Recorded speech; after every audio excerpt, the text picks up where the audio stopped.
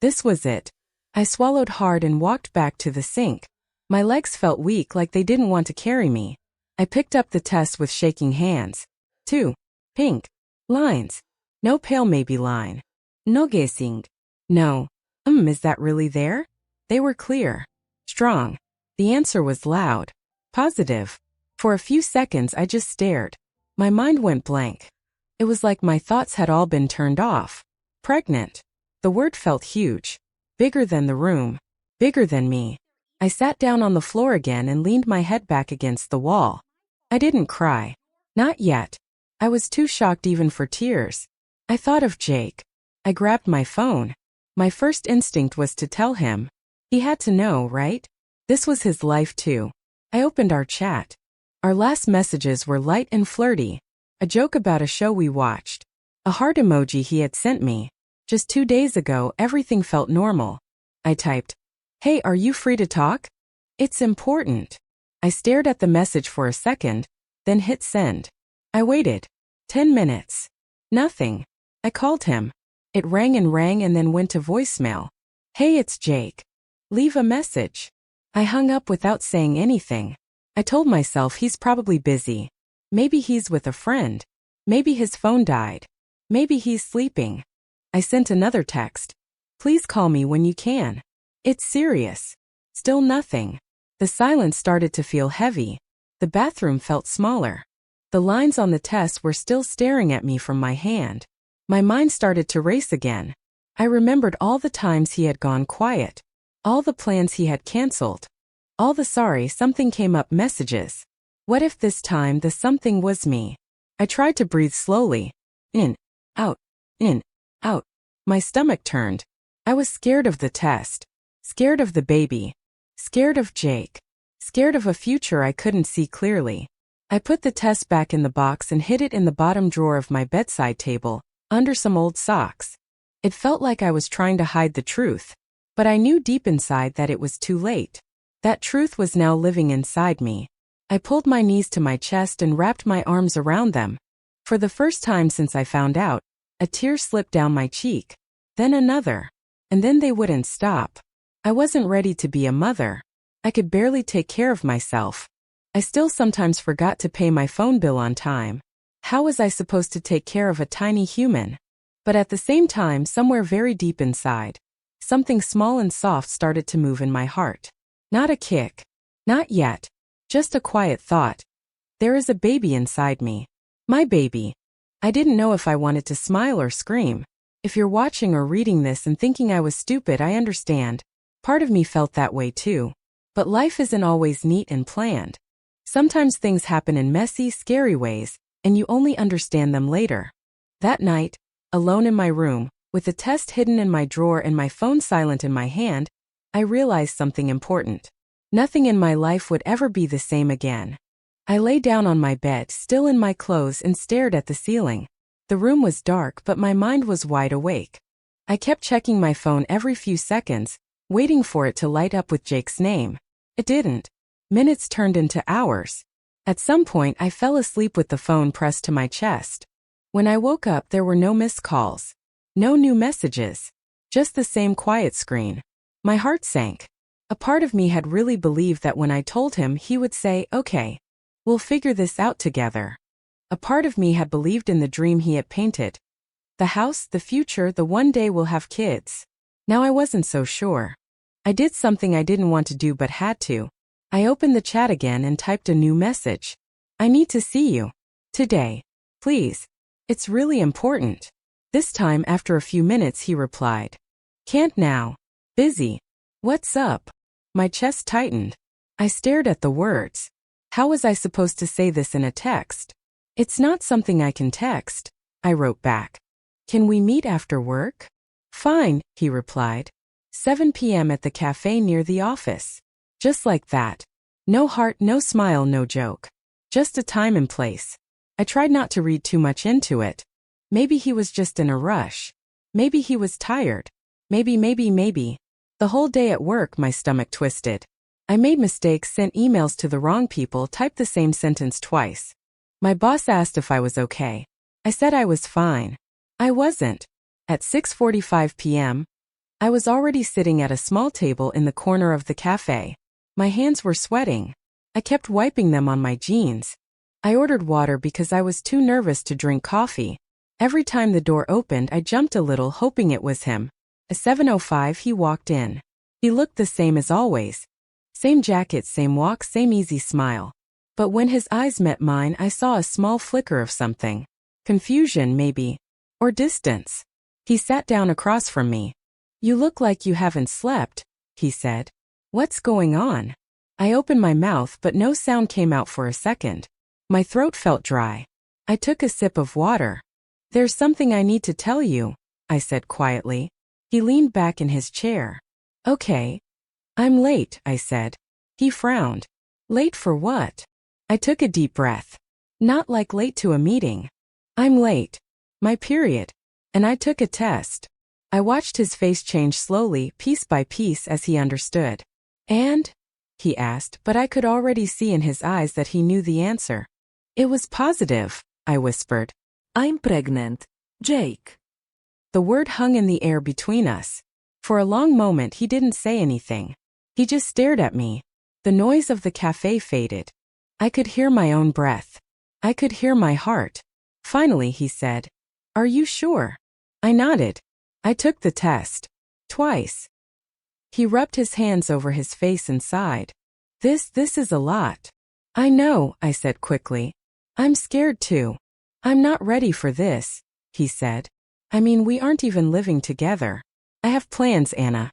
I was going to move, get a promotion." "I know," I said again, but my voice sounded smaller. "Are you sure it's mine?" he asked suddenly. The words hit me like a slap. "Yes," I said, my eyes burning. "Of course I'm sure. You're the only one." He looked away, his jaw tight. "This is just not what I wanted right now." "Do you think I planned this?" I whispered. "Do you think I wanted to sit on my bathroom floor holding a test and shaking?" He didn't answer. I swallowed hard. "I thought you might say, 'We'll figure it out.'" He laughed once, but there was no humor in it. "Figure it out? With what money? In what apartment? We're not even a real couple, Anna. We were just having fun. Just having fun." The words cut deeper than I expected. Had that been all this was to him? Fun. While I had been talking about houses and futures in my head. He looked back at me. "Maybe you should, not keep it."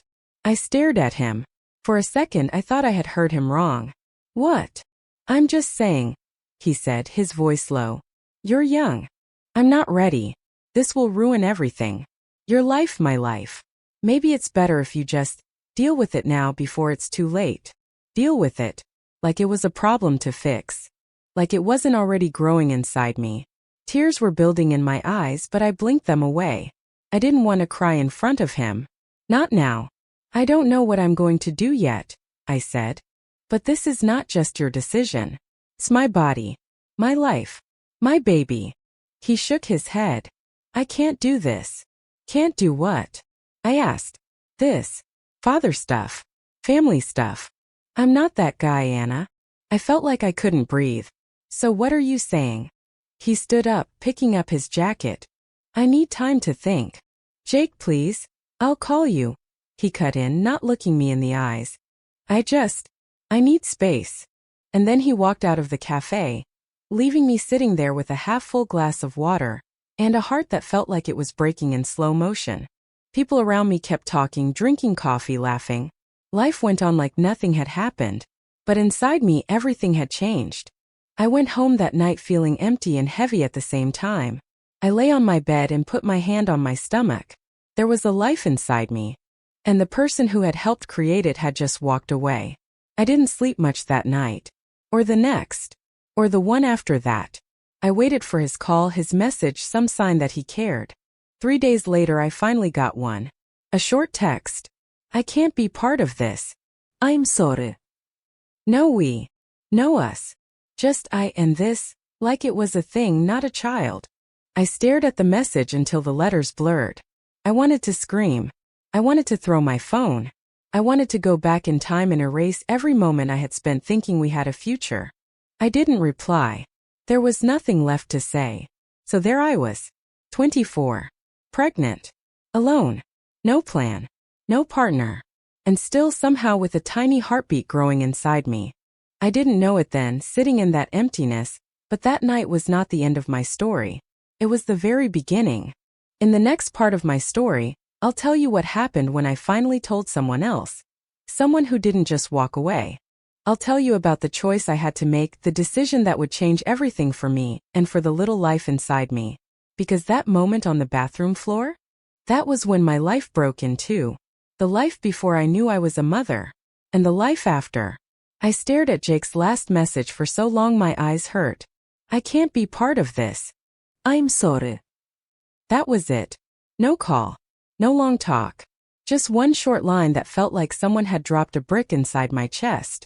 I put my phone face down on the bed and just sat there frozen. The room was so quiet I could hear the clock on the wall ticking.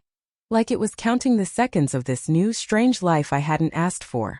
Part of me had expected this. I had seen the way his face changed when I said the word pregnant. I had heard the fear and anger under his voice. I knew he wasn't ready to be a father. He told me that with almost every word. But another part of me, the soft, hopeful part, had still believed he would come around. That he would say, I'm scared but I'll try. That we would at least face this together. He didn't. He left with one text. I turned my phone back over, opened our chat and scrolled up. I read old messages like I was reading a story from someone else's life. Miss you. Can't wait to see you tonight. One day we'll have kids and they'll be so loud we won't sleep, lol. You're my favorite person. Felt like a different world. A fake world. I shut my eyes and threw the phone across the bed. Not far, just enough to not feel it in my hand anymore. I lay back and stared at the ceiling. My hand moved to my stomach without me even realizing. Okay. I whispered into the quiet room.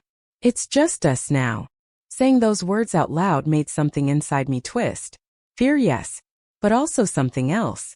Something like a tiny spark of strength I didn't know I had. The problem was I still hadn't really made a decision. I was pregnant. Jake was gone. I knew the facts. But what was I going to do? Keep the baby? End the pregnancy? Try to pretend this never happened? People talk like these choices are simple. They aren't. They are heavy. They are painful. They sit in your chest and your mind and won't leave you alone. For days I walked around like a ghost. I went to work. I answered emails. I nodded when people spoke. But inside my head was full of questions. Could I be a mother? Could I give this child what it needed? What if I ruined its life? What if I ruined mine? I was scared of everything. I was scared of being a bad mom. Scared of being alone forever. Scared of having no money. Scared of my parents' reaction. Scared of what people would say. Mostly I was scared of making the wrong choice. The first person I told after Jake was my best friend, Mia. I didn't plan it. Just happened. She showed up at my apartment one afternoon with a bag of snacks and a movie in her hand, like it was any other day. Movie night, she said, kicking off her shoes. You need to stop being weird and quiet. I'm saving you. I tried to smile. I'm not weird. She gave me a look. You haven't answered my calls in 2 days. And last time I saw you, you looked like you'd seen a ghost. So yeah, you're weird. Now tell me what's going on. I hesitated. For a second I thought about lying. Saying I was just tired or stressed or sick. It would have been easy. But when someone knows you better than you know yourself, lying feels worse than the truth. I walked to my room and opened the bottom drawer of my bedside table.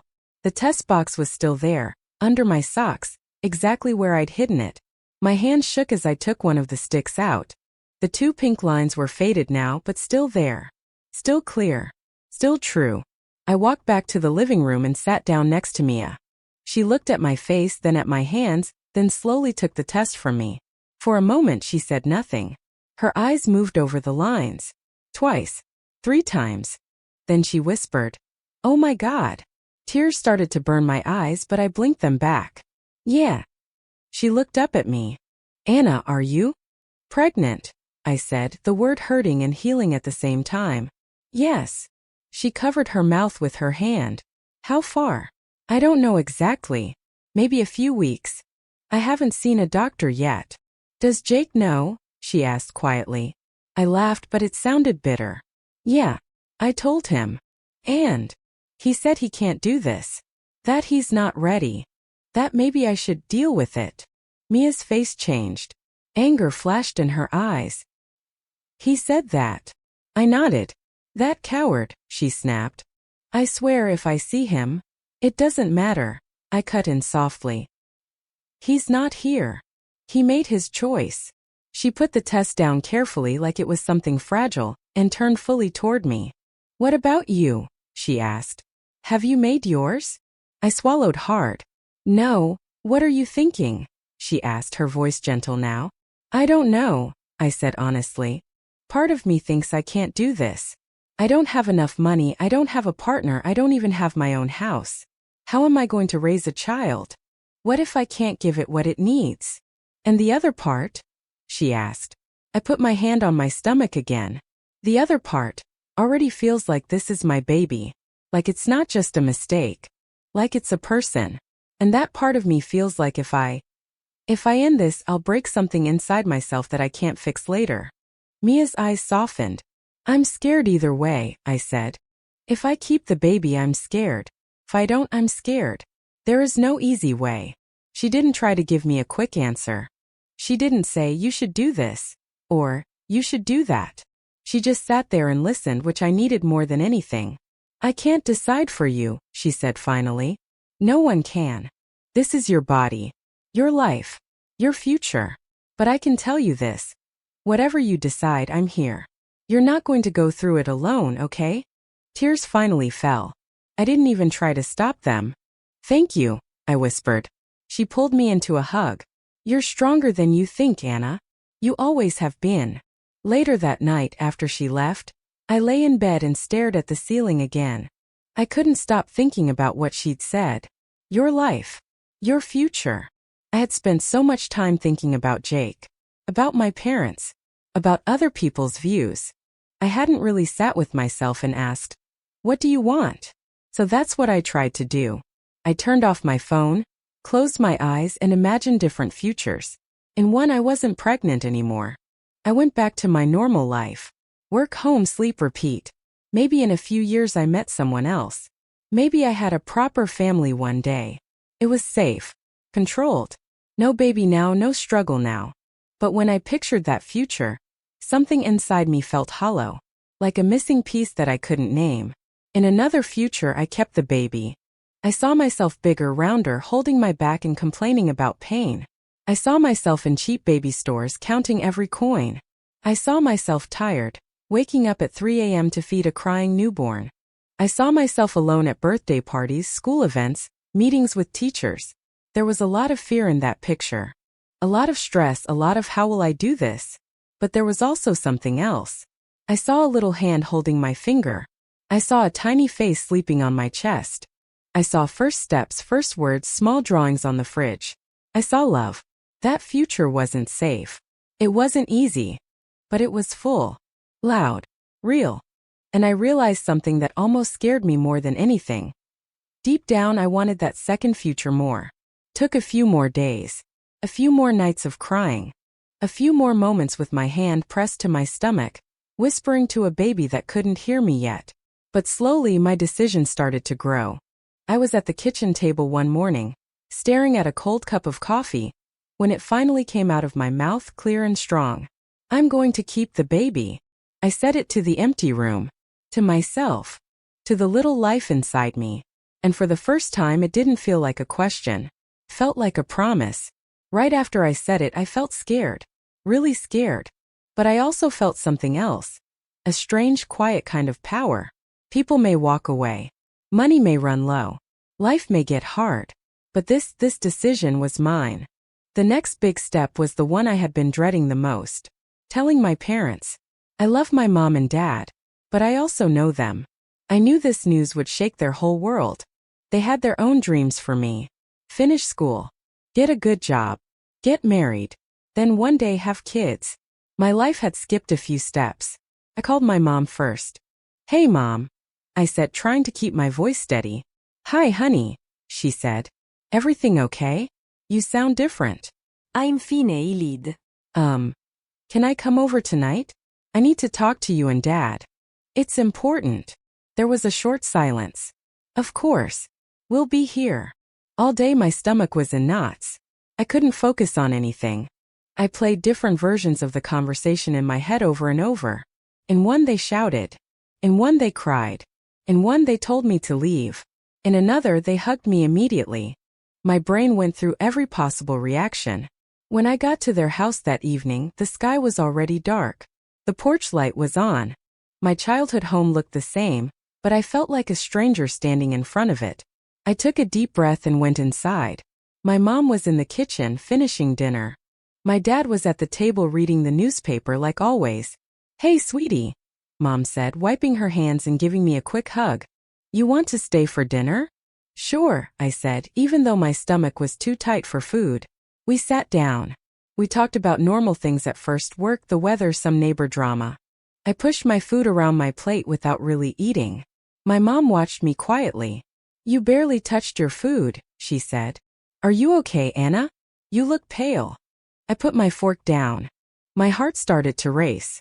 It was time. "I need to tell you both something," I said. My voice came out shaky.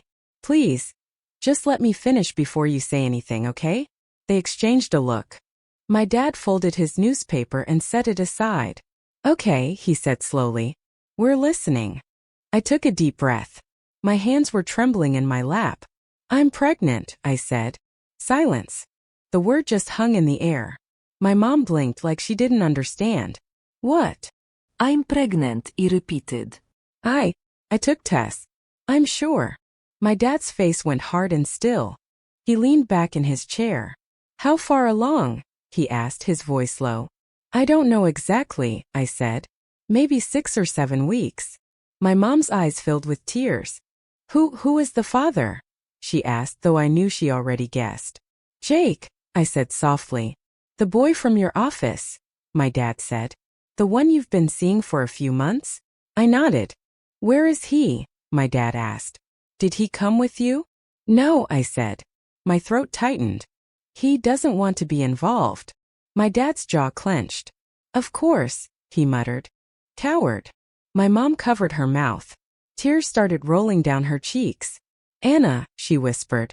"Oh, honey." I felt my own eyes fill. "I know this isn't what you wanted for me," I said quickly. "I know I made mistakes. I know I should have been more careful. But I need you to know something." I placed my hand on my stomach without thinking. "I'm keeping the baby," I said. "I've decided." I'm scared.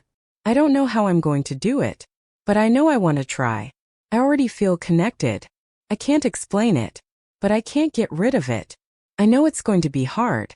I know it's not the plan. But this is my choice. My voice cracked on the last words. Tears spilled over. For a long time no one said anything. My mom cried quietly. My dad stared at the table, his face tight. Finally he stood up and walked to the window. He looked out into the dark backyard, hands on his hips. "I need a minute," he said. My heart dropped. I stared down at my hands, feeling like a little girl again who had done something terrible. My mom got up and came to my side. She sat next to me and wrapped her arms around my shoulders. "I'm scared for you," she whispered in my ear. "I won't lie. You're so young. This is not the life I wanted for you. But you are my daughter. And that," she pulled back and took my face in her hands, "that will never change."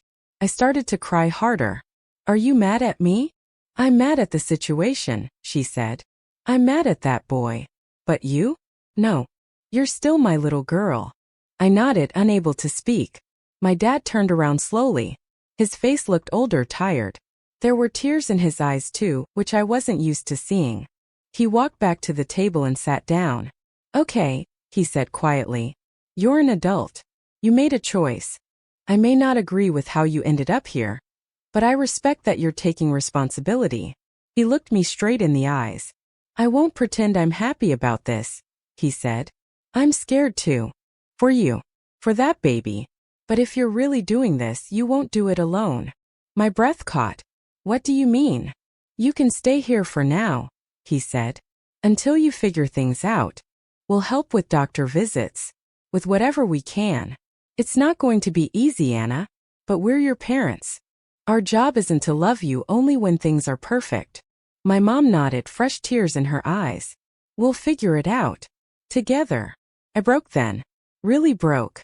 I leaned forward and buried my face in my hands and sobbed. Not just from fear this time, but from relief. All day I had been sure they would scream, kick me out, tell me I had ruined my life. Instead, they were choosing to stand next to me, even if they were scared. After I calmed down, my mom asked me, "Have you seen a doctor yet?" "Not yet," I said. I was too afraid. "You need to," my dad said. "We need to make sure you're okay. And the baby." Hearing him say the baby did something to me. It made everything more real, and somehow more solid. We booked an appointment with a doctor my mom knew. A woman named Dr. Carter. A few days later, we sat in a waiting room that smelled like hand sanitizer and paper. My mom held my hand. I kept looking at the posters on the walls. Pictures of smiling pregnant women, babies, advice about vitamins, about not smoking, about things I had never thought I'd read for myself. It was my name they called. "Anna Carter," the nurse said. I stood up on shaky legs. "That's me." My mom gave my hand a squeeze. "You've got this." Dr. Carter was calm and kind. She asked me a lot of questions. When was my last period? Any pain? Any sickness? Any medical history? Then she said, "Let's do an ultrasound and see how far along you are." I lay on a bed in a dim room. She spread cool gel on my stomach and moved a little device over it. I watched the black and white screen beside me, but at first I couldn't see anything that made sense. Just shapes and fuzz. Then she stopped and pointed. "There," she said. "Can you see that?" I squinted. In the middle of the blurry screen there was something. A tiny, tiny shape. Like a small bean. Or a dot surrounded by a little circle of light. "That's your baby," she said. My breath caught. It was so small. So unreal. And yet it was there. Not in my imagination. Not just in a test. On a screen. Inside me. Then she pressed a button and a sound filled the room.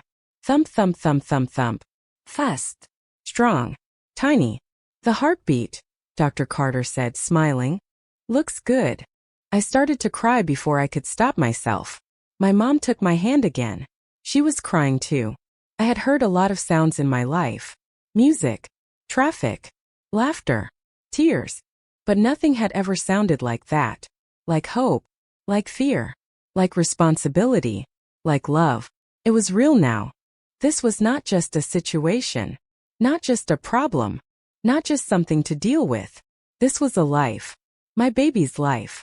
When we left the clinic, my world was still full of questions. I still didn't know how I would afford this, how I would manage work, where I would live in 6 months. But one thing was clear now. I was not alone anymore. Not really. Not ever again.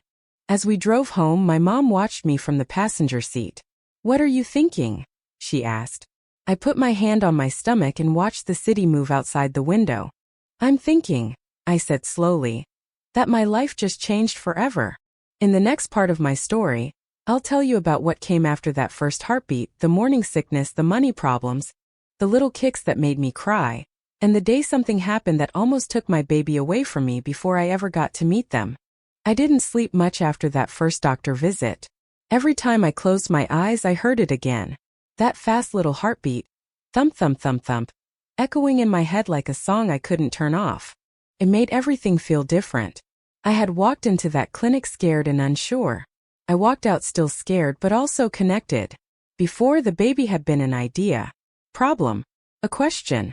Now it was a tiny heartbeat inside me. My baby. The next few weeks were strange.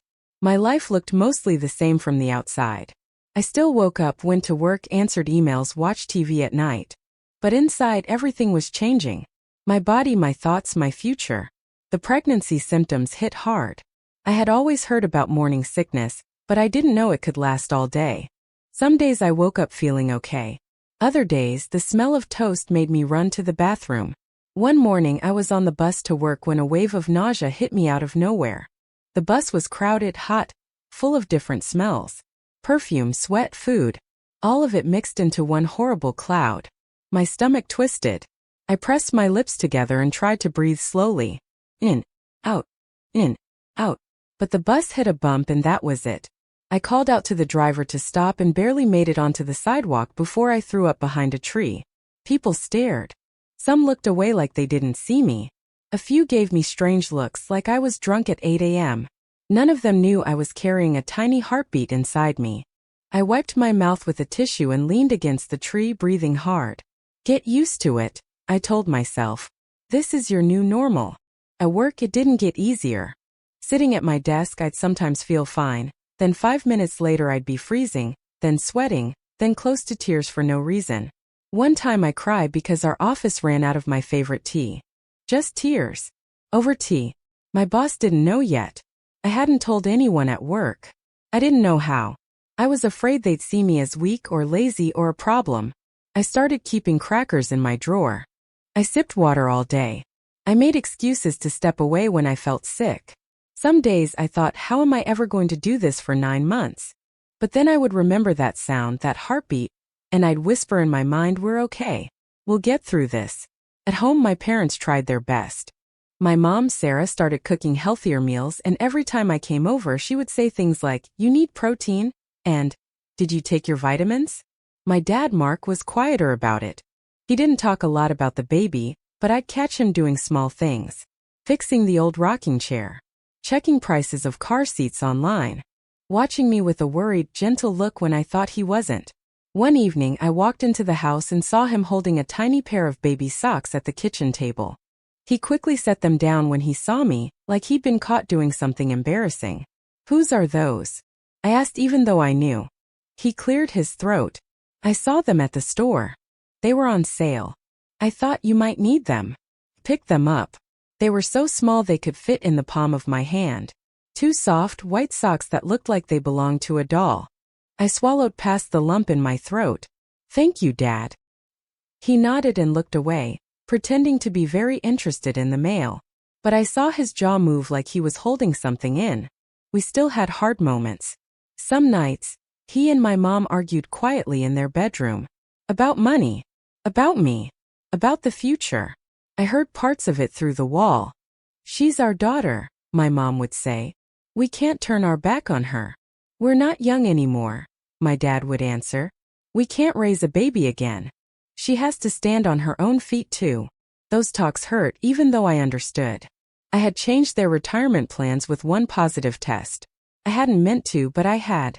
One night after a long shift at work, I sat on my bed and opened my banking app. The numbers looked small and weak on the screen. My savings account was almost empty. My paycheck came and went too fast. Rent, food, bus tickets, phone bill. There was no space for baby clothes, diapers, doctor visits, and all the things I knew I would need. Money fear is a special kind of fear. It sits in your stomach. It follows you to sleep and wakes up with you. Every choice, buy this, don't buy that, feels heavier. I started making small changes. No more takeout. No more random coffee treats. No more online shopping. I wrote down every dollar I spent in a notebook. Still didn't feel like enough. One afternoon, I sat in my room with the notebook open in front of me, pages filled with numbers and question marks. I felt my eyes burn. How am I going to do this? I whispered. I put both hands on my stomach. It was still flat, maybe a tiny bit soft, but I knew who was there. I'm scared, I told the baby. But I'm trying. Slowly, things started to change with my body. The sickness didn't go away fully, but it got a little better. Some days I even forgot about it for a few hours. I began to feel more hungry. I started wanting strange things. Pickles at midnight, cold fruit in the middle of winter, cereal at 3 a.m. My clothes began to feel tighter. One day I tried to button my jeans and the button refused. I stared at my reflection in the mirror. My face looked a little rounder. My stomach, when I turned to the side, had a small curve. I lifted my shirt and stared. It wasn't big. Most people wouldn't notice. But I did. Something inside me fluttered. Not the baby, not yet. Just pride. Fear. Ah, this is really happening, I thought. I am actually growing a human. Mia came over that weekend and we did something that scared me and excited me at the same time. We went to look at baby stuff. Not at the fancy stores. We went to a second-hand shop in a discount place. We walked through rows of tiny clothes, soft blankets, small hats, bottles, strollers. I can't afford most of this, I said, touching a small blue onesie. The price tag made my chest tighten. Hey, Mia said. We're just looking. You don't have to buy half the store today. But one little thing wouldn't hurt, right? She picked up a yellow onesie with tiny stars on it. This one is simple, she said. Unisex. Not too expensive. We'll call it your first baby gift to yourself. I turned it over in my hands. The fabric was soft. The stars were small and bright. I don't even know if it's a boy or a girl yet, I said. You know what it is, she said. It's loved. That's enough. I smiled for the first time in what felt like days. Okay, I said. I'll get this one. When I brought it home, I hung it on the back of my bedroom door. Every morning and every night I'd look at it. Some days it gave me hope. Other days it scared me. At my next doctor visit, Dr. Carter told me everything was looking good so far. My blood pressure was okay. The baby was measuring on track. I asked a million questions every time. Is it normal that I feel tired all the time? Yes. Is it normal that I worry this much? Very normal. Is it normal that I already love this baby but also feel like running away sometimes? She smiled kindly. Completely normal, Anna. I didn't tell her that sometimes, late at night, I put my hand on my stomach and imagine myself packing a suitcase, taking a bus to somewhere far away, starting over where no one knew I was a pregnant single girl. I didn't tell her because even in my imagination when I tried to picture leaving, I always stopped and put the suitcase down. I couldn't imagine going anywhere without the baby. The first time I felt movement, I wasn't sure if it was real. I was lying on my side in bed, half asleep, half awake. My hand was resting on my stomach like it always did. Suddenly I felt something. A tiny tap, or flick, or bubble. Like someone had taken a small finger and pushed very softly from the inside. I froze. Was that gas? I waited. Then I felt it again. A quick light brush. Inside. Hey, I whispered, my eyes filling. Is that you? I stayed as still as I could for 5 whole minutes just waiting. Once more I felt it. A tiny roll. A small wave. Felt like the baby was answering. From that night, everything between me and my baby changed. Before I loved an idea. Now I loved a tiny person who could say hello with their feet. I started talking to my stomach more. When I walked to work, when I lay in bed, when I stood in the shower. We're going to be okay, I'd say. I don't know how yet. But we will. One night my dad walked past my room and heard me. Who are you talking to? He asked, peeking in. I hesitated, then put my hand on my stomach and smiled a little. The baby. He leaned against the door frame, something soft in his expression. Can I talk too? I nodded. He stepped in, cleared his throat like he was about to give a speech, then looked at my belly. Hi, he said awkwardly. I'm your grandpa, I guess. We didn't plan on you, but you're here. So we'll make it work. Your mom is stubborn, but she has a good heart. You're lucky. Okay, that's all. I laughed, a wet, shaky sound. You're so weird, I said. He smiled. Runs in the family. For a little while, life settled into a shaky rhythm. Work, doctor visits, naps, food cravings, baby kicks. Then one day, something happened that shook that rhythm all over again. I was about 6 or 7 months along. My belly was round and obvious now. People gave up their seats for me on the bus. Strangers smiled kindly. Some even asked, boy or girl? Like they had any right to my story. It was a Sunday afternoon. My mom and I had gone out to buy some things, laundry soap, bread, small baby items if we found cheap ones. Nothing big. Nothing heavy. We were in the supermarket, walking slowly down the aisle, when I felt a strange, sharp pain low in my stomach. I stopped and held on to the cart. You okay? My mom asked. Yeah, I said.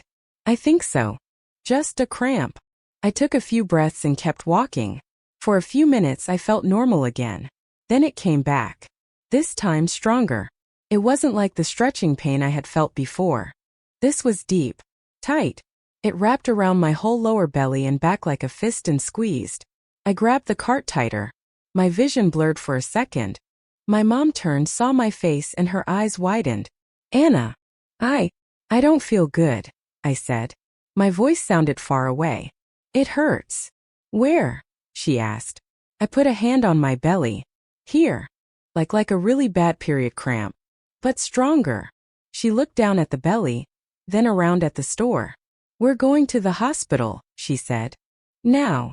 Maybe it's nothing, I tried to say, but another wave of pain cut me off. I had to bite my lip to stop a sound from coming out. We left the cart in the aisle and walked out as fast as we could. My mom helped me into the car. I sat there breathing hard, one hand on my stomach, one on the door. Please be okay, I whispered to the baby. Please, please be okay. In the car the pain came and went. Not constant. Like waves. Or contractions. That word made my heart race. It's too early, I said.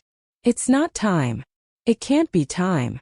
We don't know what it is yet, my mom said, trying to sound calm. We'll let the doctors tell us. Just breathe. I tried. In and out. In and out. Every time the pain hit, I thought, I can't do this. I'm not ready.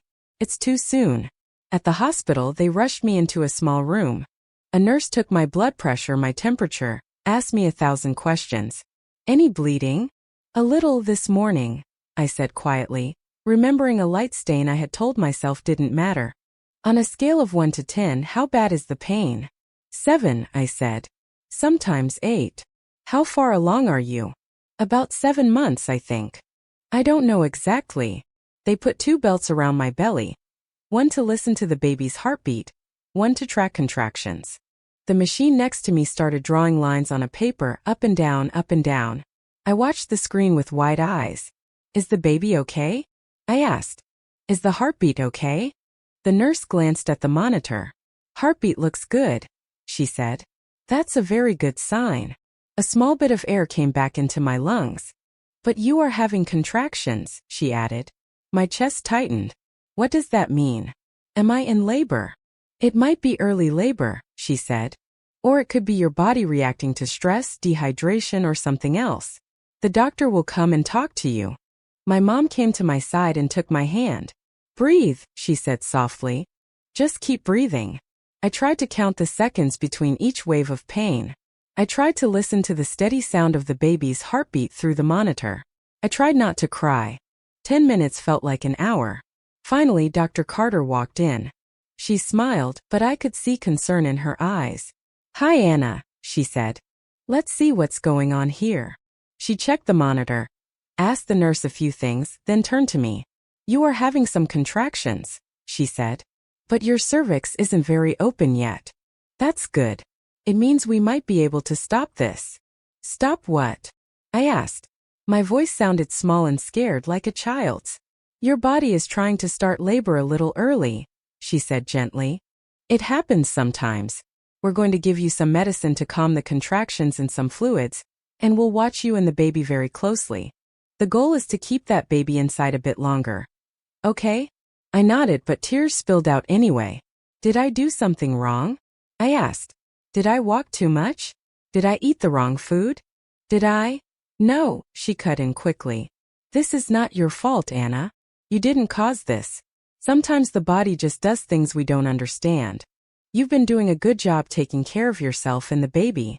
Do you hear me? I nodded again, but I didn't fully believe it. It was hard not to blame myself for everything. They started in 4 in my arm. Cold liquid flowed into my veins. The contractions didn't stop right away, but over time they got a little weaker, a little farther apart. I lay there for hours watching the ceiling, feeling the baby move inside me every now and then. Each small kick was like a message. I'm here. I'm fighting. Don't give up. My mom stayed by my side the whole time. At one point, I turned my head and saw her praying silently, her lips moving, her eyes closed. Seeing her like that made my chest ache. I had not just changed my life. I had changed hers too. And yet, she was there, holding my hand, whispering my name, whispering the baby's name in her mind, even if we didn't know it yet. That night, as I lay in that hospital bed and listened to my baby's heartbeat on the monitor, I understood something I hadn't fully felt before. I was not just a girl in trouble anymore. I was a mother in a fight. For myself. For my child. For our future. I didn't know if we would win. I didn't know what tomorrow would look like. But in that moment, I knew one thing with my whole heart. I would do anything to keep that heartbeat going.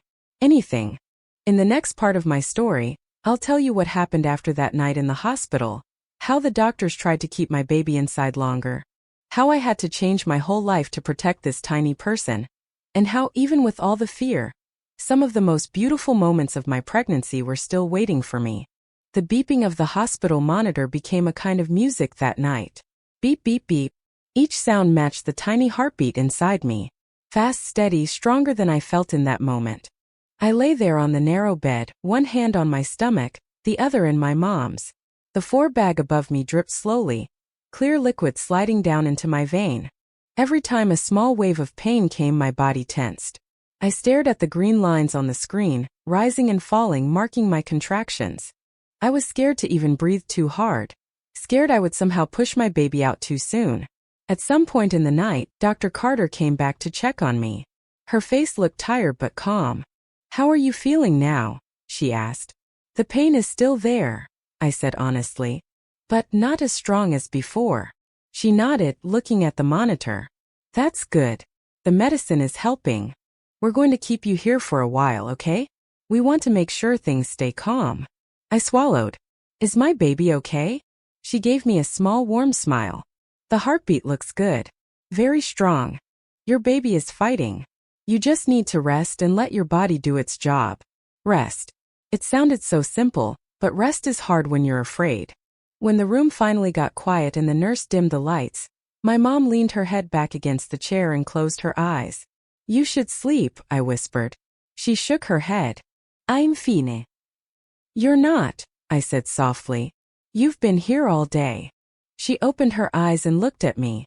"I'm not going anywhere. You think I'm going to leave my daughter and my grandbaby alone in a hospital room?" She tried to smile. "Not a chance." Her words made my chest warm, even in the cold hospital air. Sometime after midnight, I heard her breathing change. Slow, soft. She had finally fallen asleep in the chair, her hand still holding mine. I stared at the ceiling and listened to the monitor, to the machine, to the hum of the hospital air. I was 24. I should have been out with friends or sleeping peacefully in my own bed, or complaining about work the next day.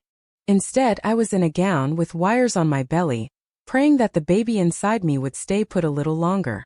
"Hey, little one," I whispered quietly so I wouldn't wake my mom. "I know you're in a hurry to meet me, but you have to wait, okay? Just a bit more. You're not ready yet." "I'm not ready yet. We need more time." The baby shifted, a small, slow movement under my hand. Felt like an answer. I don't know when I drifted off, but when I opened my eyes again, the room was brighter. Morning light came through the small window. My mom was awake, and a nurse was checking the monitor. "How is she?" my mom asked. "Better," the nurse said. "The contractions have slowed down a lot." "That's what we want to see." Relief washed over me. I hadn't realized how tense my whole body was until that moment. A little later, Dr. Carter came in again. "We're going to keep you here for another day," she said. "Just to be safe. After that, if everything stays calm, you can go home. But you'll need to rest more. No heavy lifting. No long hours on your feet. You'll also have to pay attention to any pain or bleeding. If anything feels wrong, you come back right away. Okay?" "Okay," I said. I knew what she was telling me, even if she didn't say it in those exact words. You have to slow your life down. For the baby. That day in the hospital was long, but also strangely quiet. I watched TV without really seeing it. I ate tasteless hospital food. Friends texted to check on me, but I only answered a few of them. I didn't have the energy to explain everything. Mia came by with a small bag of things: clean clothes, lip balm, snacks. "You scared me," she said, hugging me gently. "Don't do that again." "I'm trying not to," I said with a tired laugh. She sat on the edge of the bed and watched the monitor for a minute. "That's the heartbeat?" she asked. "Yeah," I said softly. She stared at the little numbers on the screen. "It's so fast." "It's supposed to be," I said. "Dr. Carter says it's a good sign." Mia nodded. "Good. Because if anything happens to this baby, I'm going to find Jake and..." "Mia?" I cut in, shaking my head. "What?" "I'm just saying. The baby is okay," I said, looking at the screen. "We're okay." She looked at me for a long moment. "You're stronger than I thought," she said quietly. "I don't feel strong," I admitted. "I feel tired. And scared." That's what makes it strong, she said. You're scared and still here. Still fighting. That's strength. I didn't say anything, but her words sat in my heart like a small light. The next day, after more monitoring and more talks, Dr. Carter finally said the words I had been waiting for. You can go home. She handed me some papers and looked me straight in the eyes. I'm serious about the rest, Anna. You need to take this slow. Your body is working hard. You're not just living your life anymore. You're keeping another life going too. I understand, I said. But resting sounded easier than it actually was. Before the scare, I had been trying to keep my normal life as much as possible. Now normal was gone. I had to make changes. The first thing I did was talk to my boss. I stood outside his office for a full minute before knocking. My heart was racing. I hated asking for help, especially at work. Come in, he said. I walked in and closed the door behind me. He looked up from his computer. Anna, everything okay? You were out for 2 days.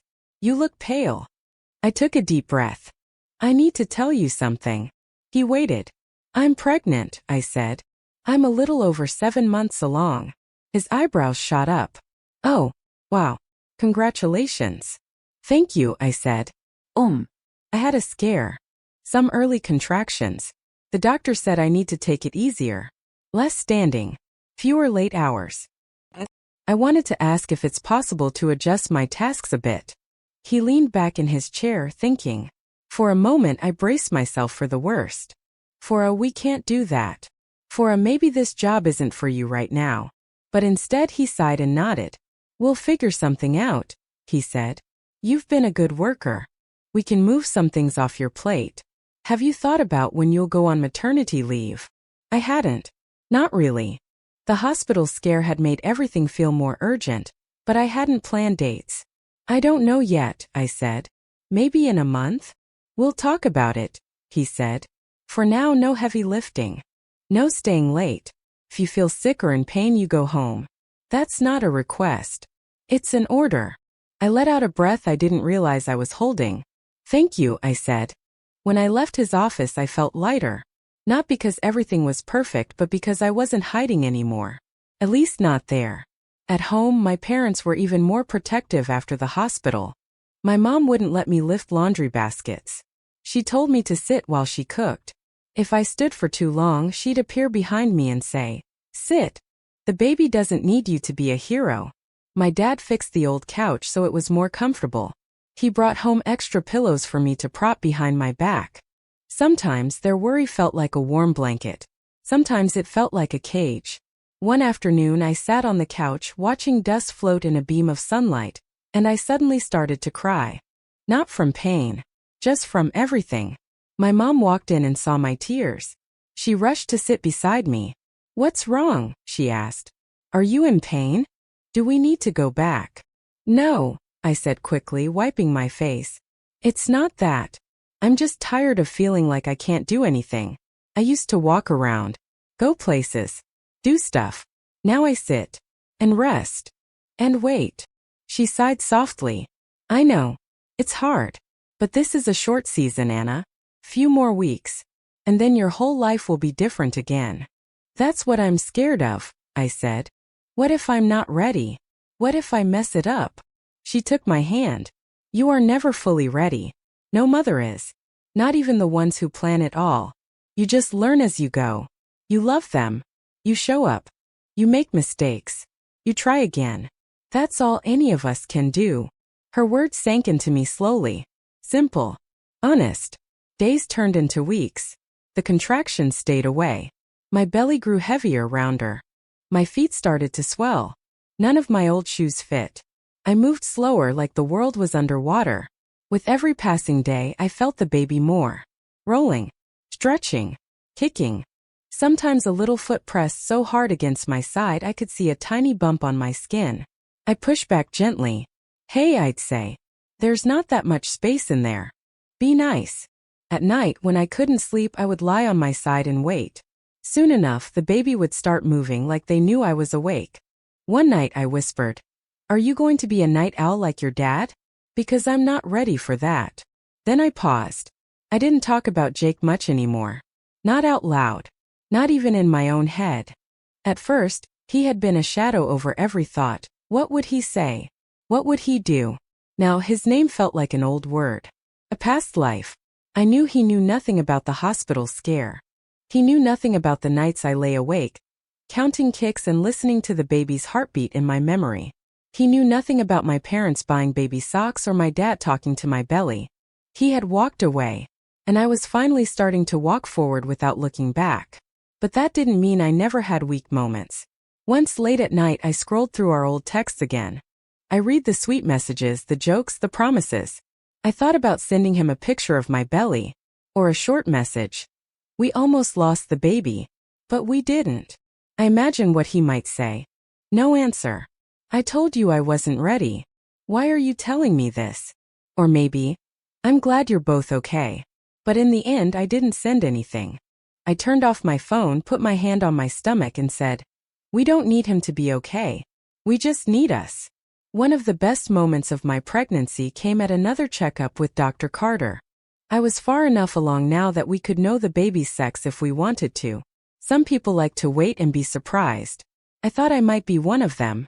But as I lay on the table and watched the grainy image of my baby move on the screen, curiosity ate at me. Do you want to know? Dr. Carter asked, smiling. I can tell you. My mom stood beside me, eyes glued to the screen. I took a breath. Yes, I said. I want to know. Are you sure? My mom asked. I'm sure, I said. I want to be able to talk to the baby with a name. Dr. Carter moved the little device slowly over my belly. The image shifted and changed. A little arm. A curved back. A round head. Let me just find the right angle, she said. My heart pounded faster. Okay, she said at last. It looks like you're having a girl. A girl. The word echoed in my mind. A girl. My eyes filled with tears immediately. I covered my mouth with my hand.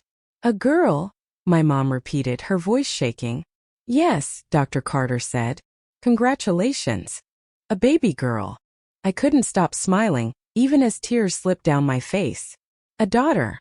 A daughter who would call me mom. A daughter I would dress, hold, protect. A daughter I would one day have to tell about this story. About how she came to me, not planned but deeply wanted. On the car ride home, my mom couldn't stop talking. A girl, she kept saying. I'm going to have a granddaughter. I need to find my old baby clothes. I think I kept some. Oh, we need to get something pink. Or maybe not pink. Yellow is nice. Or white. Oh, what name are you thinking? Slow down, Mom, I said, laughing. What name? She asked again. I leaned my head against the window and thought. I had been turning names over in my mind for weeks. Some were too long. Some reminded me of people I didn't like. But there was one name that always came back and sat quietly in the corner of my heart. Lily, I said softly. Lily, my mom repeated, trying it out. Lily what? Just Lily for now, I said. I like that it's simple. Soft. But strong too. Like a flower that grows even in hard places. My mom's voice softened. Lily, she said again. It's beautiful. From that day, the baby inside me wasn't just the baby anymore. She was Lily. When she kicked, I said, Hey, Lily. When I ate, I said, This is for you too, Lily. When I cried, I said, We're going to be okay, Lily. My dad pretended not to care about the name. But one evening I heard him in the kitchen, practicing it under his breath. Lily, he said, trying it out. Grandpa and Lily.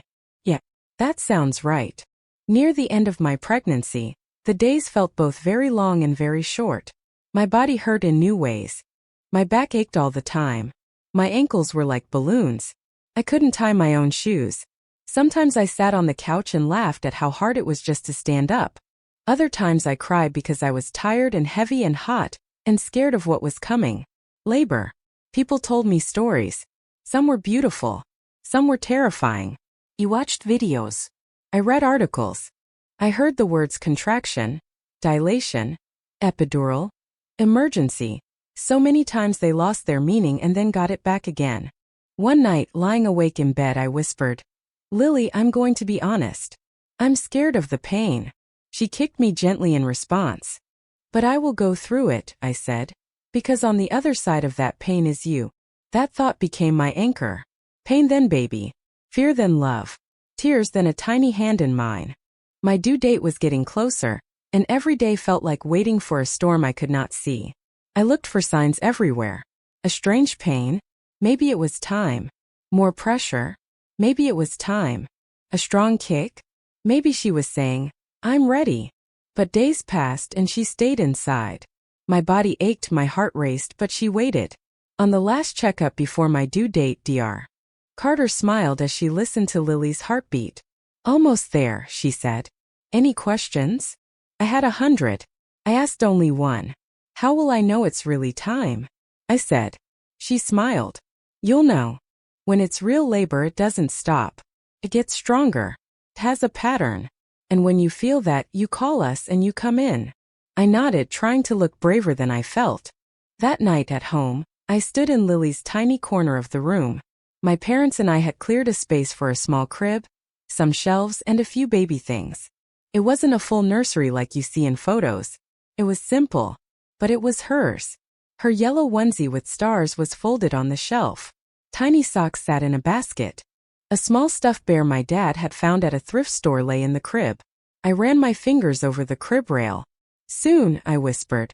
Soon you'll be sleeping here, crying here, laughing here, changing my whole life from this little space.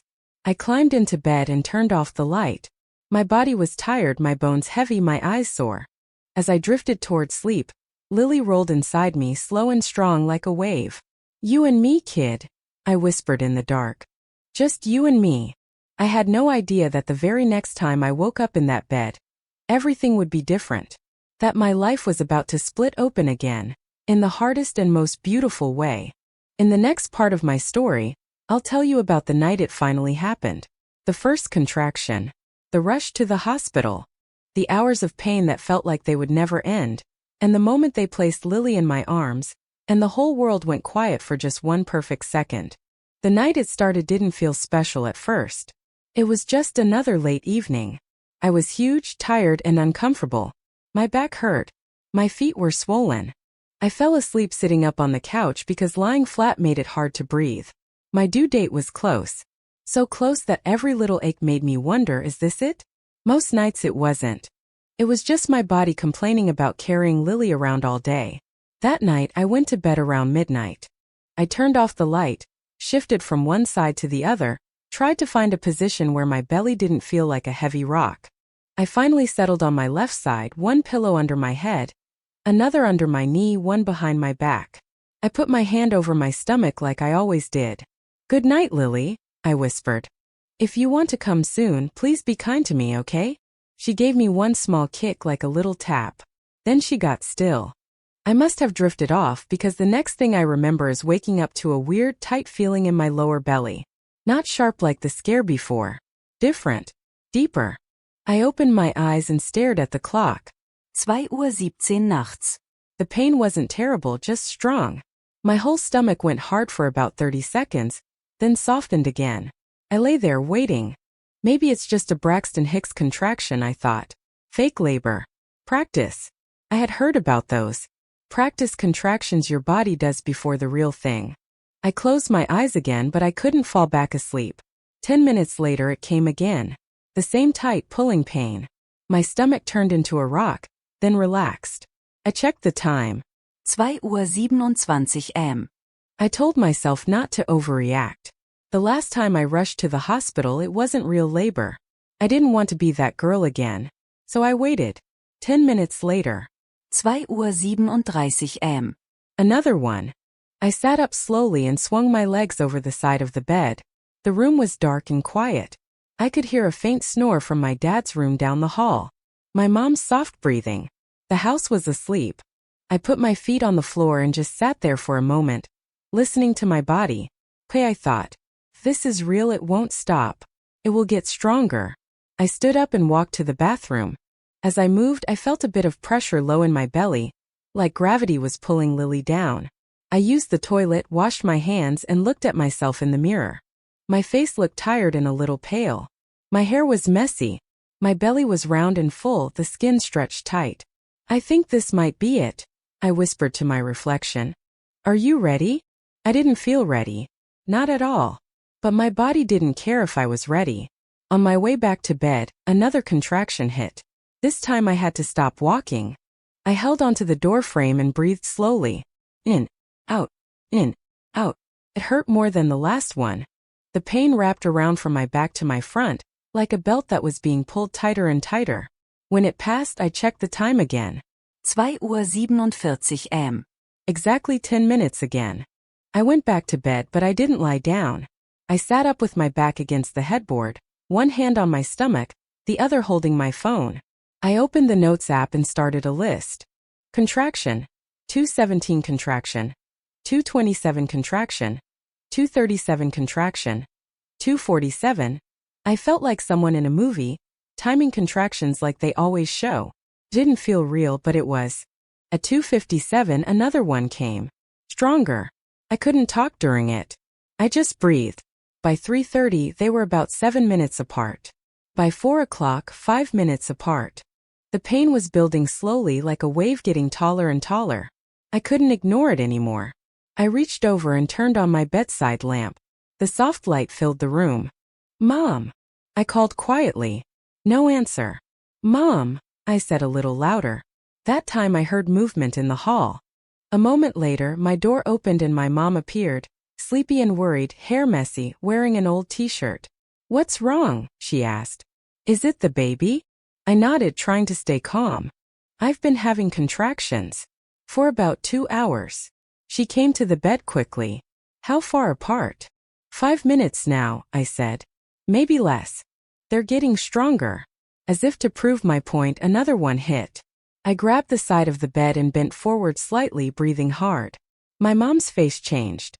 She didn't look sleepy anymore. Okay, she said, her voice firm. I'm calling the hospital. While she stepped out to make the call, I stood up and tried to walk around the room. I had heard that movement helped. It didn't stop the pain, but it made me feel less trapped.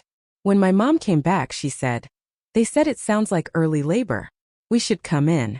Are you okay to walk to the car?" Yeah, I said, even though I wasn't sure. I got dressed slowly in loose pants and a big shirt. Between contractions, I moved fine. During them, I had to stop and breathe. We woke my dad. He jumped out of bed like someone had set him on fire. Is it time? He asked, eyes wide. I think so, I said. He grabbed his keys, his jacket, his worry.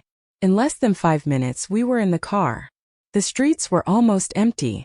The city felt quiet and strange at that hour. The streetlights passed over the windshield in slow, regular flashes. In the passenger seat, I gripped the door handle and breathed through each contraction. They were 4 minutes apart now. Sometimes 3. My mom sat in the back with me, rubbing my shoulder, telling me, "Breathe. You can do this.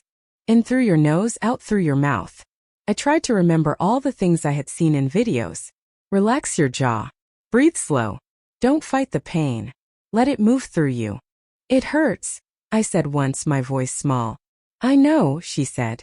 But every pain is bringing Lily closer. You're doing so well. We reached the hospital, and my dad pulled up near the entrance. A nurse saw me and came out with a wheelchair, even though I thought I could walk. We'll take you up to labor and delivery, she said. Let's get you comfortable. Comfortable. Funny word. They wheeled me into a bright room with a bed, monitors, machines, and a small couch in the corner. I changed into a hospital gown, and a nurse hooked up the monitors on my belly again. Lily's heartbeat filled the air. Thump, thump, thump, thump. Still there. Still strong. That sound became my anchor. A doctor I hadn't seen before came in first and checked how far along I was. About 3 centimeters, she said. You're in active labor, but you still have some time to go. Some time. I wanted no time. I wanted you're done. But I knew that was a fantasy. Do you want any pain relief? The nurse asked. We can do some things now, and if you want an epidural later, we can talk about that. I had thought about that question a lot before. I had told myself maybe I'll try without it. Maybe I'll see how it goes. Maybe I won't need it. In that moment, with a contraction gripping me so hard I had to close my eyes, I said, I don't know. Not yet. Let me try a bit more. They offered a birthing ball, a warm shower, different positions. I tried sitting, standing, leaning over the bed. Nothing made the pain stop, but moving helped me feel like I wasn't just lying there waiting to be broken. Time became strange. It didn't move slowly or quickly, just melted. I remember flashes. My mom sitting by the bed holding my hand. My dad pacing in the hall, then coming in and squeezing my shoulder before leaving again, like he couldn't stand to see me in pain, but also couldn't stay away. The nurse Lisa telling me, "You're doing great. One contraction at a time." The doctor checking me again. 5 centimeters. You're halfway there. Halfway. Halfway hurt more than anything I'd ever felt. The contractions were closer now. Maybe 2 minutes apart. Maybe less. There was almost no break in between. Just a small window where I could take a breath. Then the next wave would crash over me. I wasn't calm anymore. I cried, I groaned, I said, "I can't do this more than once." Each time someone said, "You can. You are." At one point I grabbed my mom's hand so hard I was sure I hurt her. I changed my mind. I told her, tears running down my cheeks, "I don't want to do this anymore." She brushed my hair back from my face. "It's a little late to change your mind," she said softly. "You are doing it. Right now. Every breath. Every push of your body. You're doing it, honey." When the nurse checked me again and said, "You're at 7 centimeters. The pain was so strong and constant that I felt like I was drowning. I looked at her and said, "I want the epidural." Her face was kind. "Okay," she said. "I'll call the anesthesiologist. It might take a bit, but we'll get him here." Those next 30 minutes felt like 3 hours. By the time the anesthesiologist arrived, I was shaking with each contraction.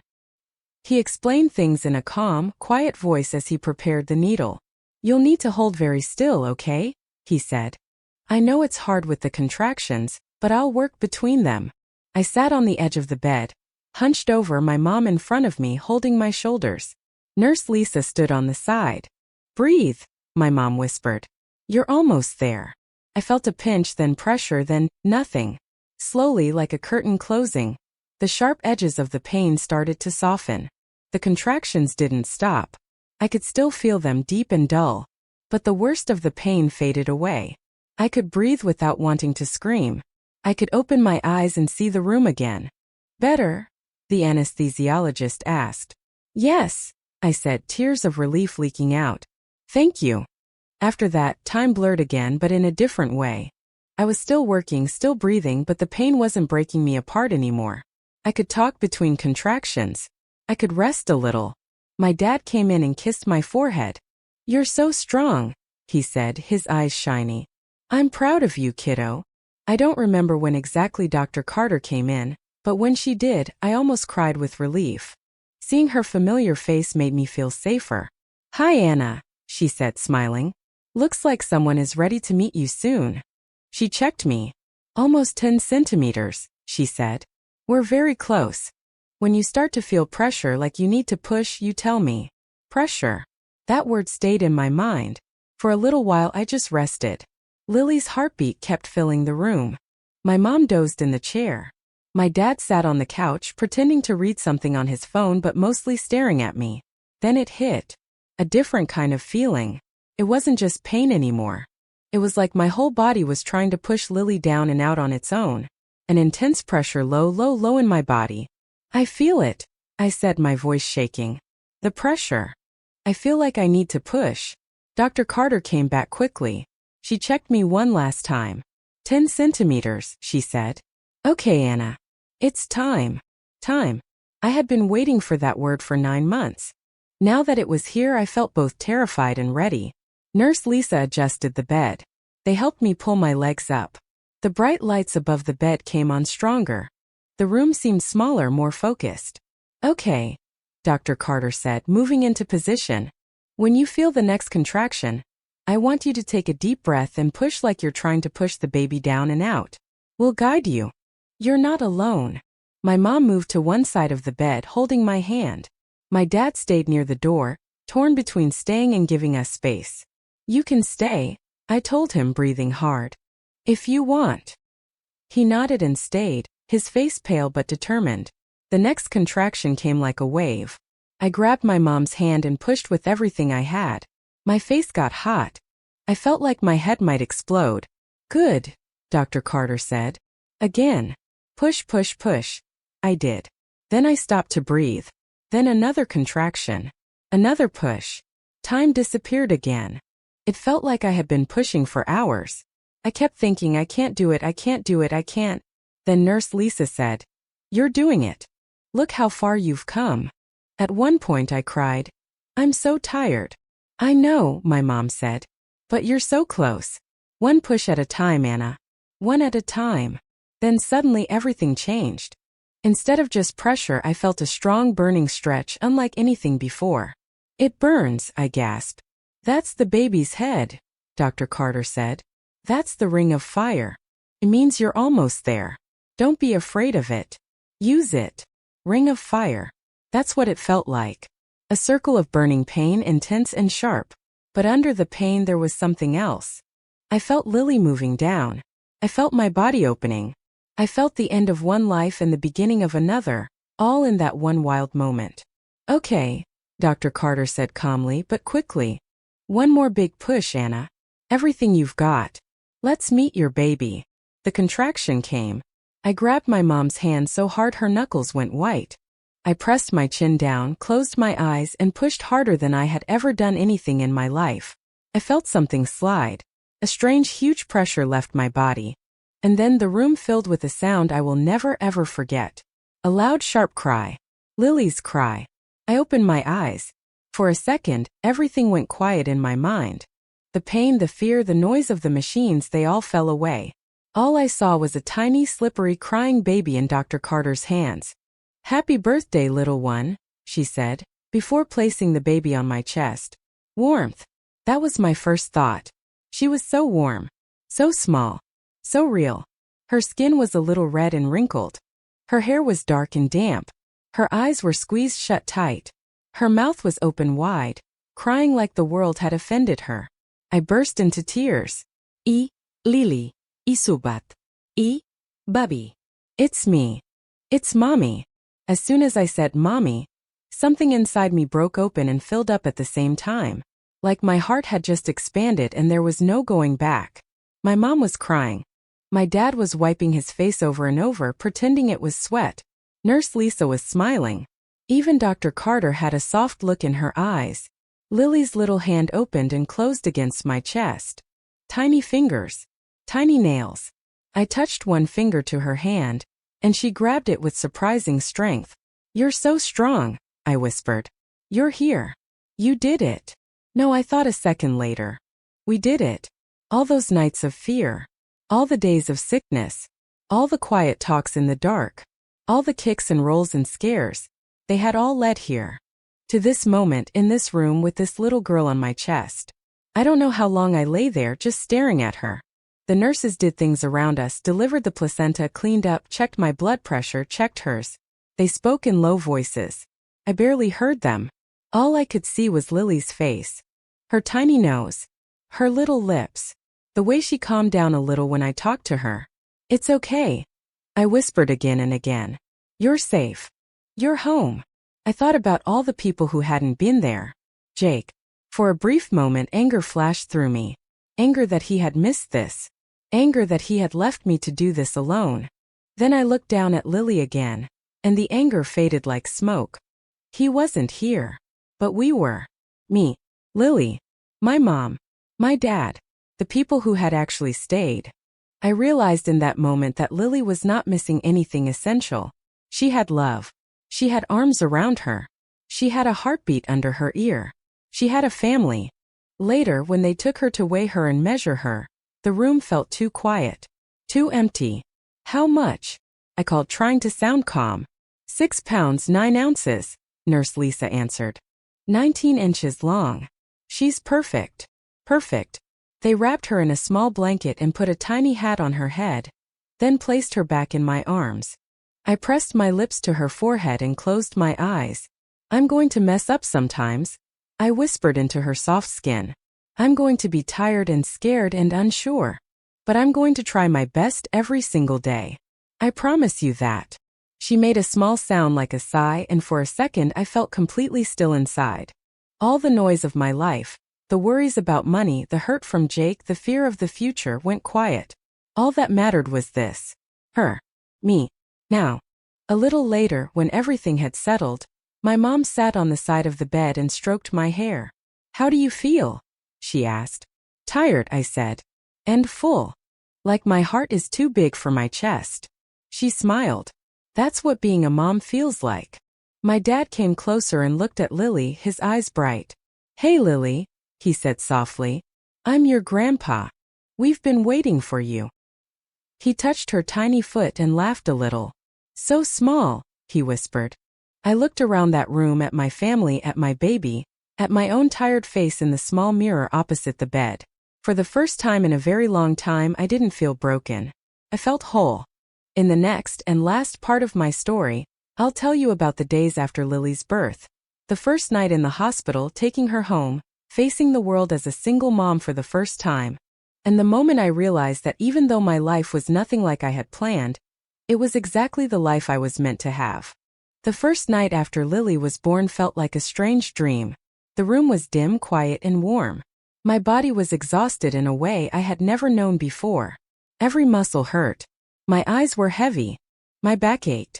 But my mind refused to sleep, because she was there. In a clear plastic bassinet right next to my bed, wrapped in a tiny blanket, wearing a tiny hat, making tiny sounds. Every few minutes, I pushed myself up on my elbows just to look at her. Is she still breathing? Is she too cold? Is she too warm? Is she okay? Sometimes she moved a little in her sleep, like she was dreaming. Sometimes she made a soft noise, a half cry, half sigh. Each time my heart jumped. Nurse Lisa came in and out during the night, checking my blood pressure, checking my bleeding, checking Lily's temperature and heart rate. You should sleep, she told me more than once. I'm trying, I said, even though I wasn't really. How do you feel? She asked quietly. Tired, I said. And scared.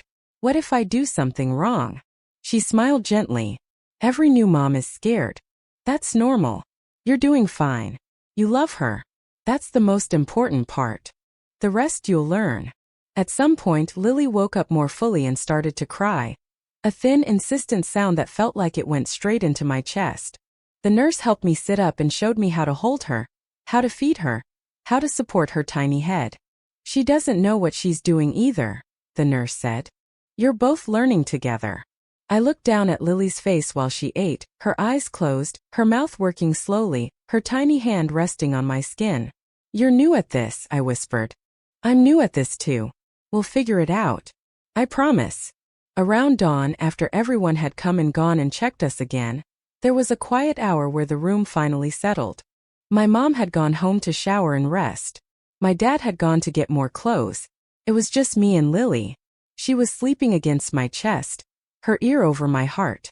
I stared out the small window at the pale morning sky and suddenly realized something. For the first time since that bathroom floor and those 2 pink lines, I didn't feel like I was falling. I felt grounded. Like no matter what happened from this day on, there was this one solid thing in my life. I was Lily's mom. In the morning, a nurse came in with a small clipboard. We need the baby's full name for the birth certificate, she said with a smile. First name, last name. I swallowed and looked down at my daughter. Her first name is Lily, I said. Lily Carter. I used my last name, not Jake's. The nurse wrote it down. Beautiful name, she said. Watching her write Lily Carter on that paper did something to me. It was like drawing a line in the sand. This is us. This is our family. Me and her. The rest of the hospital day passed in a blur of small lessons and big feelings. How to change a tiny diaper without crying when she cried. How to wrap her in a blanket so she felt safe. How to burp her after feeding. How to tell the difference between her hungry cry and her I just want to be held cry. My body hurt more as the hours went by. The pain medicine helped, but every movement reminded me what I had just gone through. Still, every time I looked at Lily's face, the pain felt worth it. Like a price I had paid gladly, even if it had been awful in the moment. My parents came back that afternoon. My mom brought a clean nightgown for me and a new blanket for Lily, soft and pink with small white clouds. Look at you, my mom whispered when she saw me holding Lily. You look like a real mom. I am a real mom, I said quietly, the words feeling both strange and perfect. My dad stepped closer to the bed, moving slowly like he was afraid to make a loud sound. "Can I hold her?" he asked. "Of course," I said. I placed Lily carefully in his arms. He held her like she was made of glass, his big hands almost swallowing her tiny body. Lily, he murmurat. "It's Grandpa. I'm going to teach you how to ride a bike one day. And how to fix things. And how to eat ice cream when your mom says no." "Dad," I said, half laughing, half crying. He smiled without taking his eyes off Lily. "You did good, Anna," he said. "You did really, really good." His words went straight into my heart. Later, when my parents stepped out for a bit, I picked up my phone and opened a new message. For a few seconds, I just stared at the empty screen. I wasn't sure if I should do it. I didn't know him anything. He had chosen not to be here. He had said, "I can't be part of this." But a small part of me just wanted him to know. Not to come back. Not to fix anything. Just to know. I typed slowly. "Lily was born today. She's healthy. We're okay." I stared at the words for a long time. Then, without writing anything else, I hit send. I didn't wait for a reply. I locked the phone and put it down on the table. If he answered, fine. If he didn't, that was my answer too. Hours passed. No message came. Strangely, it didn't break me the way it would have before. I had already seen the truth in his last text. I can't be part of this. Now I could see something else clearly. He wasn't part of this. We were. Me. Lily. My family.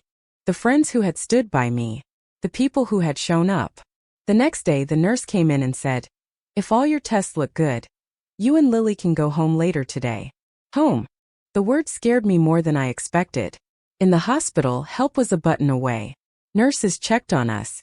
Doctors were close. If I was unsure, I could ask. Home meant it would really be just us. I was excited but also terrified. What if I do something wrong? I asked my mom as we packed up little things. "You will," she said simply.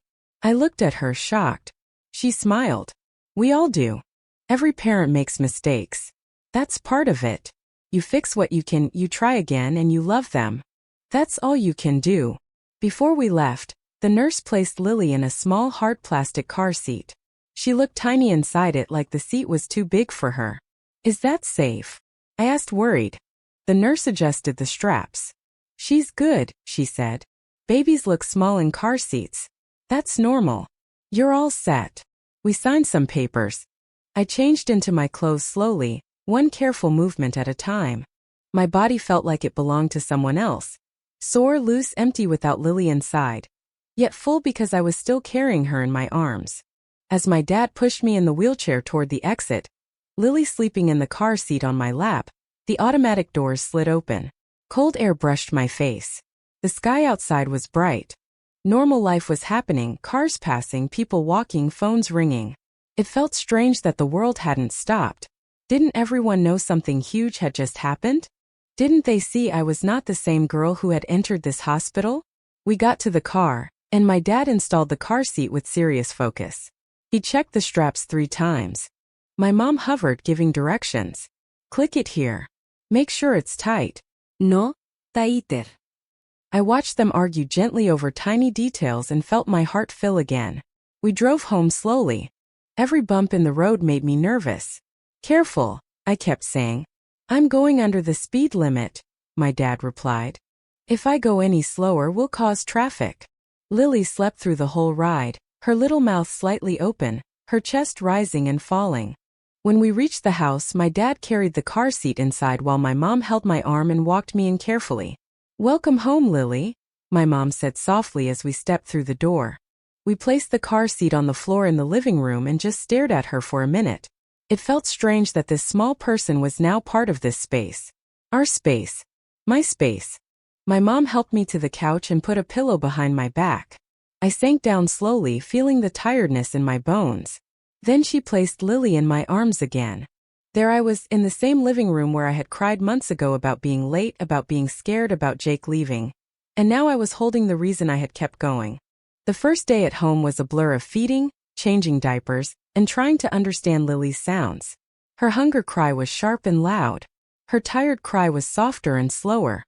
Her "I just want to be held" cry was somewhere in between. Each tiny sound felt huge and urgent to me. The first night at home was even harder. No nurse to come in and help. No monitor beeping to tell me she was okay. Just me, my tired body, my parents in the next room, and this tiny human who woke up every 2 hours wanting something: milk, comfort, warmth. Every time she cried, my heart jumped out of bed before my body did. There was a moment around 3 a.m. when I stood in the dark, swaying with Lily in my arms, my eyes burning from lack of sleep, my back aching, my breast sore. She was crying hard and I couldn't seem to calm her. I tried everything: feeding, rocking, burping, singing softly, walking in slow circles. She kept crying. I felt tears building in my own eyes. "I don't know what you want," I whispered, my voice breaking. "I don't know what I'm doing. I'm trying, Lily, I'm really trying." I sat on the edge of my bed, holding her close, and for a moment, the weight of everything crashed down on me. I was a single mom.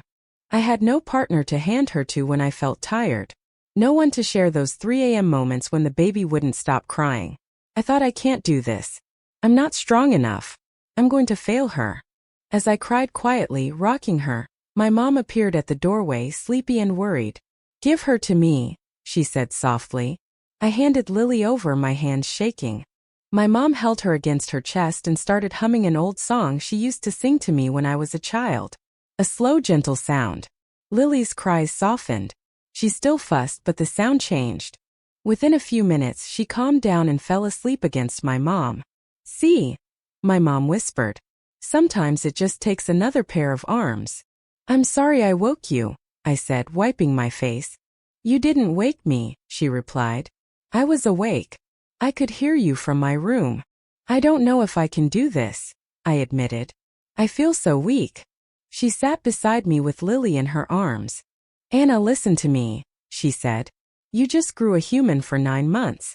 You went through labor. You are feeding her from your own body. And you're still here, holding her, loving her, even when you're breaking inside. That's not weakness. That's strength." "I feel like I'm doing everything wrong," I said. "Every mother feels that," she said. "Even the ones with husbands. Even the ones with big houses and lots of money. You're not alone in that feeling." I took a deep breath and let it out slowly.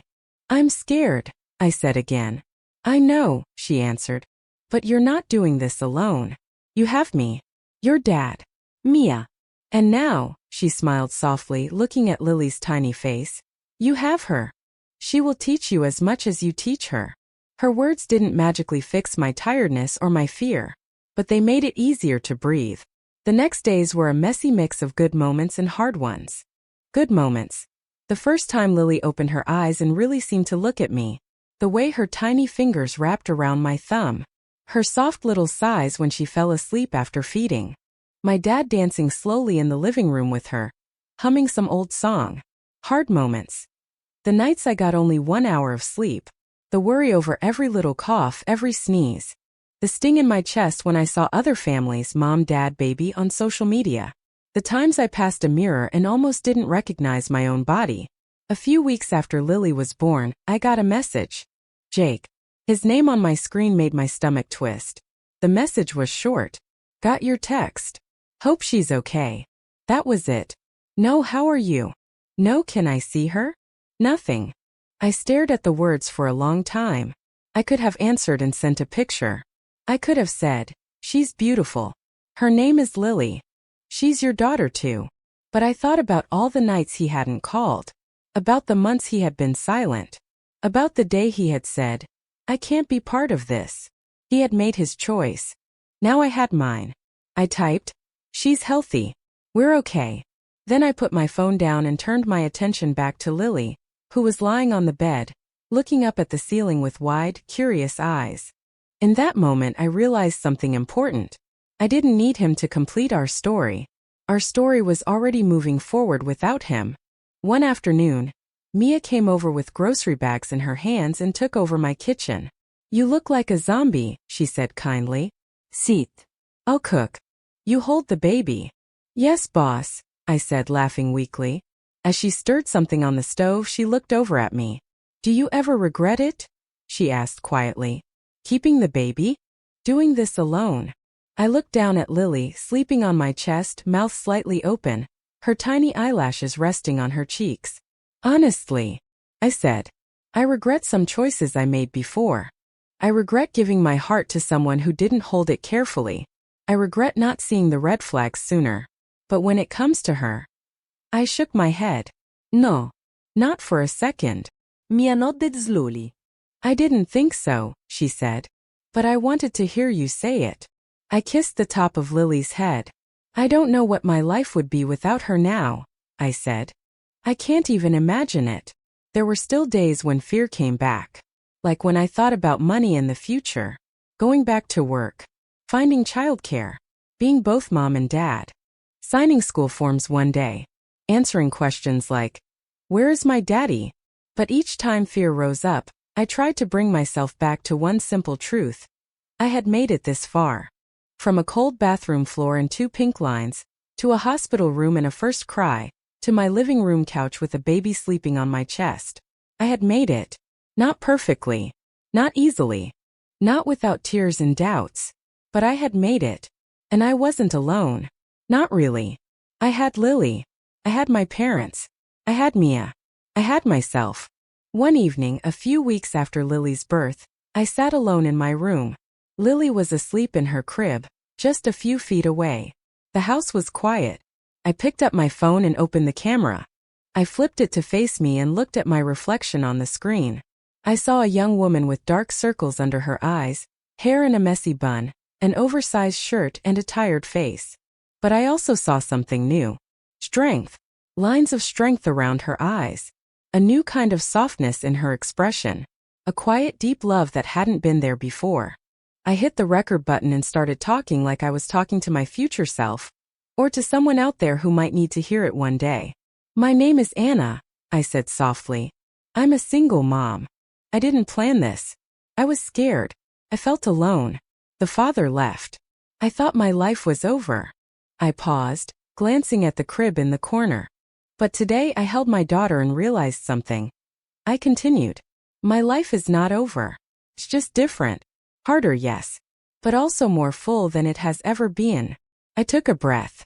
If you're out there, I said looking into the camera, and you feel like your world is falling apart because of a test or a breakup or a mistake, I want you to know this. Sometimes the things that scare you the most become the things that save you. I looked over at Lily again. She saved me, I whispered, without even knowing it. I stopped recording and watched the video back once. Then I saved it. Maybe I'd post it one day. Maybe I'd keep it just for me. I didn't know yet. What I did know was this. I had walked into this journey with nothing but fear and a tiny white stick. Now I had a baby girl, a family, and a heart that had grown bigger than I ever thought possible. My story was not a perfect love story. It was not a fairy tale with a prince and a castle. But it was a real story. A story about a girl who was scared and kept going anyway. A story about a baby who wasn't planned, but was deeply, deeply wanted. A story about a family that was smaller than some, but no less strong. That night, as I lay down to sleep, I glanced one last time at Lily sleeping peacefully, one tiny hand next to her face. Good night, Lily, I whispered. Thank you for choosing me. I knew the road ahead would not be easy. There would be bills, long nights, questions, maybe even more heartbreaks. But I also knew this. I wasn't just surviving anymore. I was living a life I had chosen. A life where I stood up even when I felt like falling. A life where I looked at my daughter and said, I will fight for you. Always. I closed my eyes, tired down to my bones but full in my heart. And for the first time in a long time, I felt something simple and powerful settle over me. Peace. Not because everything was perfect, but because finally I believed this, I could do this. I was doing this. I was a single mom. And this was our beginning.